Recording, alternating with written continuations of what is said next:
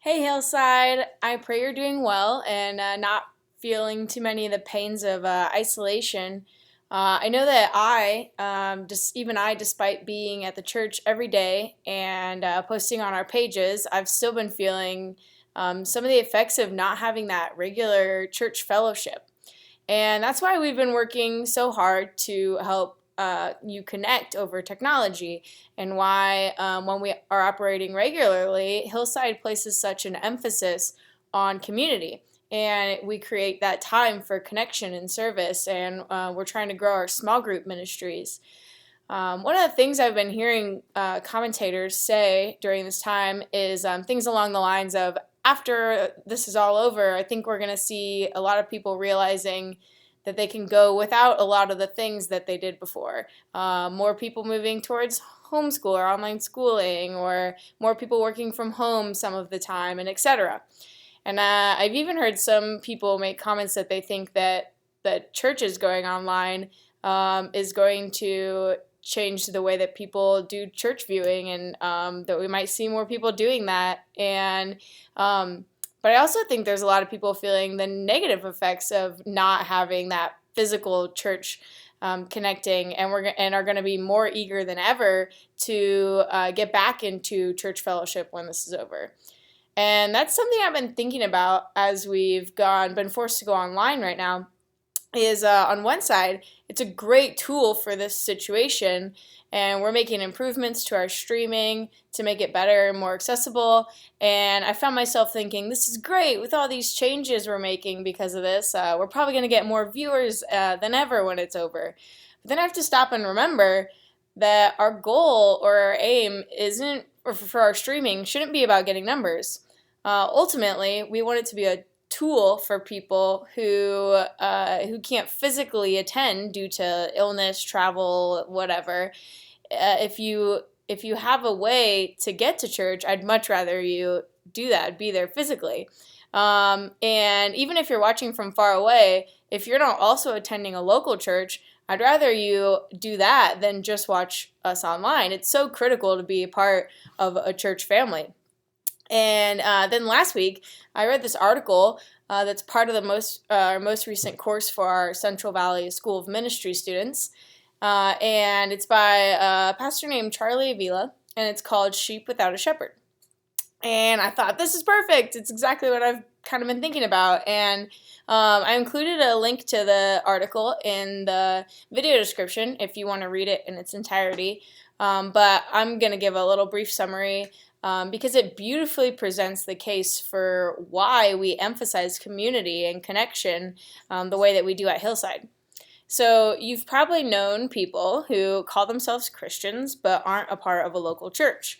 And they'll say things like, I've got my own personal relationship with Jesus that I maintain in the home, or my faith is a personal thing just between me and God.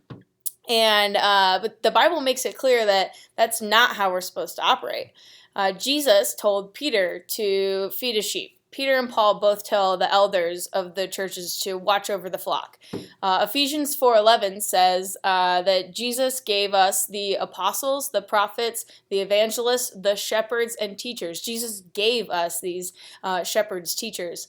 And why would Jesus tell the parable of the shepherd leaving 99 to go after one lost sheep if being a lone sheep was okay? These are just a few examples of so many places that we see that theme in Scripture. And Avila talks about 4 sheep killers, he calls them in the article. And the first one is wolves. And this term is often used in Scripture when talking about false prophets, false teachers, false doctrine, and they're portrayed as savage, looking to devour the sheep. A lone sheep, just think about this, has no chance against a wolf. Its only hope is if it's in the protection of a shepherd and a flock. Ezekiel 34:5 reads, So they were scattered because there was no shepherd, and they became food for all the wild beasts. My sheep were scattered. So without a shepherd, they were scattered and on their own and just ready to be devoured. And the second sheep killer that he mentions is straying. Sheep are always wandering away. And any shepherd could tell you. I know none of us have ever tended a flock of actual sheep, but they're always wandering away. And that's why shepherds have sheepdogs. And Isaiah 53:6 says this about humanity. All we, like sheep, have gone astray. We have turned every one to his own way. Avila he says that straying sheep are deceived sheep.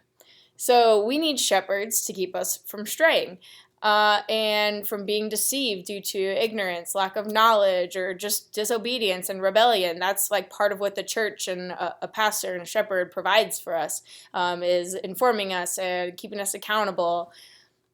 The third sheep killer, he says, is isolation. Every picture of the church in scripture, every like image and analogy presented is as like parts of a whole, right? Like members of a body, sheep in a flock, children in a family, just to name a few. Ecclesiastes 4:9-12 reads, "Two are better than one because they have a good reward for their toil. For if they fall, one will lift up his fellow. But woe to him who is alone when he falls and has not another to lift him up. Again, if two lie together, they keep warm. But how can one keep warm alone? And though a man might prevail against one who is alone, two will withstand him. A threefold cord is not quickly broken."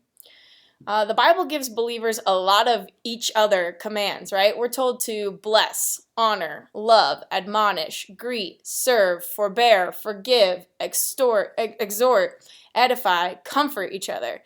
How can we do any of those things if we're not participating in a local church body or in a small group of other believers? We can't do any of those things for each other if we're not together. And the last sheep killer that is a little less related to my focus on connection here and community, but I'll touch on it briefly, and that is what he says is bad shepherds.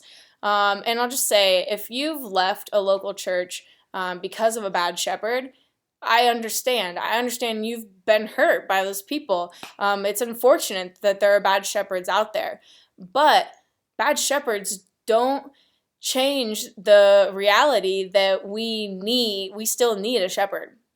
And not all shepherds are bad. Fortunately, and your experience doesn't change your need for a good shepherd and for a flock. So I would encourage you, if that's you, to seek healing and from the one ultimate good shepherd, seek healing, and then seek out a good, healthy church ask God to provide you with a good shepherd and a good flock to be a part of. So hopefully this will encourage you to do your best to stay connected, even while we're being told to stay physically apart. I like that Louie's calling it physical distancing, not social distancing. We can still interact and socialize. And hopefully it'll also make you eager to get back to fellowship when we are able to resume regular functions. And hopefully it'll encourage you to get into a small group if you aren't already in one. And if you'd like to know more about getting into a small group or starting one, just contact me via any of our platforms or phone, email, social media, whatever. There's tons of ways to do it. And I'd love to chat with you about it and hook you up. So I love and miss all of you guys and can't wait until we can fellowship together as a flock again.